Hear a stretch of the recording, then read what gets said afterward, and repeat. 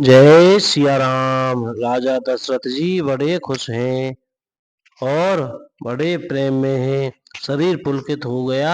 आनंद में अधीर हुई बुद्धि को धीरज देकर और प्रेम में शिथिल हुए शरीर को संभाल कर वे उठना चाहते हैं। जिनका नाम सुनने से ही कल्याण होता है वही प्रभु मेरे घर आए हैं। यह सोचकर राजा का मन परम आनंद से पूर्ण हो गया। उन्होंने बाजे वालों को बुलवाकर कहा कि बाजा बजाओ। गुरु वशिष्ठ जी के पास बुलावा गया। वे ब्राह्मणों को साथ लिए राजद्वार पर आए। उन्होंने जाकर अनुपम बालक को देखा जो रूप की राशि है और जिसके गुण कहने से समाप्त नहीं होते। फिर राजा ने नंदीमुख श्राद्ध करके सब जात कर्म संस्कार आदि किए और ब्राह्मणों को सोना गौ वस्त्र और मणियों का दान दिया। ध्वजा पताका और तोरणों से नगर छा गया। जिस प्रकार से वह सजाया गया उसका तो वर्णन ही नहीं हो सकता। आकाश से फूलों की वर्षा हो रही है। सब लोग ब्रह्मानंद में मग्न हैं। स्त्रियां स्त्रियां झुंड की झुंड मिलकर चलीं। स्वाभाविक श्रृंगार किए ही वे उठ दौड़ी।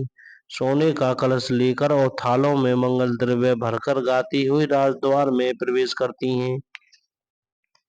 वे आरती करके निछावर करती हैं। बार बार बच्चे के चरणों पर गिरती हैं।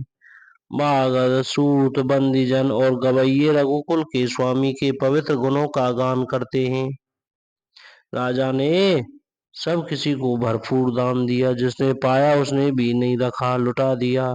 नगर की सभी गलियों के बीच बीच में कस्तूरी चंदन और केसर की कीच मच गई। बोल सियावर रामचंद्र की जय। घर घर मंगल में वधावा बजने लगा क्योंकि शोभा के मूल भगवान प्रकट हुए हैं। नगर के स्त्री पुरुषों के झुंड जहां तहां आनंद मगन हो रहे हैं। कैकेयी और सुमित्रा इन दोनों ने भी सुंदर पुत्रों को जन्म दिया। उस सुख संपत्ति समय और समाज का वर्णन सरस्वती और सर्पों के राजा शेष जी भी नहीं कर सकते। अवधपुरी इस प्रकार सुशोभित हो रही है मानो रात्रि प्रभु से मिलने आई हो और सूर्य को देखकर मानो मन में सकुचा गई हो। परंतु फिर भी मन में विचार कर वह मानो संध्या बनकर रह गई हो। अगर कि धूप का बहुत सा धुआं मानो संध्या का अंधकार है और जो अबीर उड़ रहा है वह उसकी ललाई है। महलों में जो मणियों के समूह हैं वे मानो तारागण हैं। राजमहल का जो कलश है वही मानो श्रेष्ठ चंद्रमा है।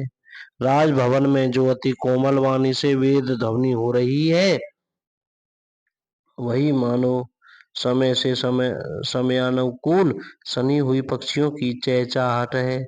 यह कौतुक देखकर सूर्य भी अपनी चाल भूल गई। एक महीना उन्होंने जाता हुआ ने जाना, अर्थात उन्हें एक महीना वहीं बीत गया।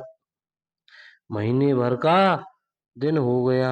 इस रहस्य को कोई नहीं जानता। सूर्य अपने रथ सहित वहीं रुक गए।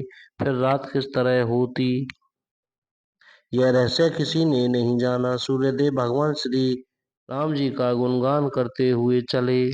बोलो हरे राम राम राम हरे हरे, हरे कृष्ण कृष्ण कृष्ण हरे हरे।